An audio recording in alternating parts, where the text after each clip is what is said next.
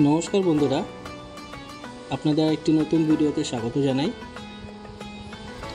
আমরা এসেছি আজকে চিত্রাচল পাহাড়, যেটি নবগ্রহ পাহাড় বলেও জানে মানুষে। এটি হলো আসামের গুয়াহাটি শহরে। তো গুয়াহাটি শহরের এই মন্দিরটি অনেক পুরনো, যেটি স্বয়ং ব্রহ্মা সৃষ্টি করেছিলেন এটা বলে জানা যায়। তো পরবর্তীকালে অসমের রাজা এটি আবার পুনর্নির্মাণ করেন। ব্রহ্মপুত্র নদীর একদম পাশেই এই মন্দিরটি। এই মন্দিরে কোনো দেবদেবীর পূজা আরাধনা করা হয় না, এখানে নবগ্রহর পুজো করা হয়। তো আপনারা আসতে চাইলে আসুন, আশা করি সবার ভালো লাগবে। খুব সুন্দর একটি জায়গা। এই মন্দিরটির পাশেই রয়েছে জ্যোতিষশাস্ত্র ভবন বা জ্যোতিষ ভবন, যেখানে জ্যোতিষশাস্ত্র শেখানো হয় এবং চর্চা করানো হয়। এখানে অনেকেই আসেন নিজের হাত দেখাতে, জ্যোতিষবিদ্যা শেখার জন্য।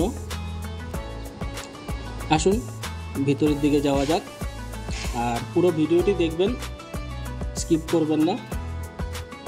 তো এটি হলো ভিতরের দিকের দৃশ্য। এখানে আছেন, সামনেই রয়েছেন স্বয়ং গণেশ। বাকি এনার পাশেই নবগ্রহের 9টি শিলারূপ, যেটা শিবলিঙ্গ রূপে রয়েছে।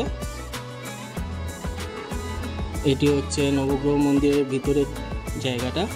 এই হচ্ছে আপনার নবগ্রহের প্রত্যেকটি এক একজন আলাদা আলাদা প্রত্যেকটি গ্রহ।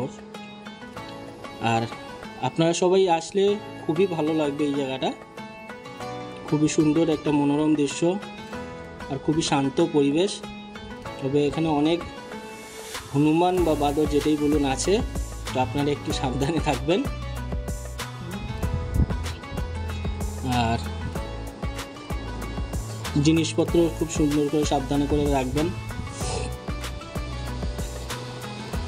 তো ভিতরের কিছু দৃশ্য আপনাদের সঙ্গে শেয়ার করলাম এবং বাইরের যে মন্দিরটি সেটিও দেখানোর চেষ্টা করলাম আর কি। আশেপাশে সব সুন্দরই ভালো লাগলো, আমাদের তো বেশ ভালোই লাগলো, আশা করি আপনাদেরও ভালো লাগবে।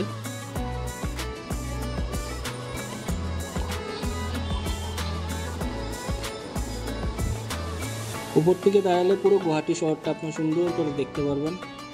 খুব একটি মনোরম দৃশ্য, খুবই ভালো লাগলো আমাদের। আমরা আসার পর আমাদের খুবই ভালো লেগেছে। আপনারাও আসুন,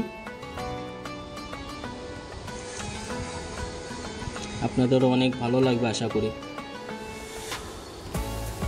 তো যে বন্ধুরা এখনও দেখছেন কিন্তু আমাদের ভিডিওগুলো দেখার পরও সাবস্ক্রাইব করছেন না, তাদের কাছে আমার অনুরোধ, আপনারা ভিডিওতে দেখবেন, ভালো লাগলে অবশ্যই লাইক করবেন, শেয়ার করবেন এবং সাবস্ক্রাইব করবেন।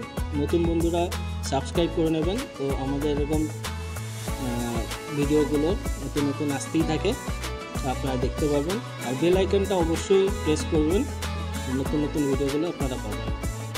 ধন্যবাদ, সবাই ভালো থাকবেন।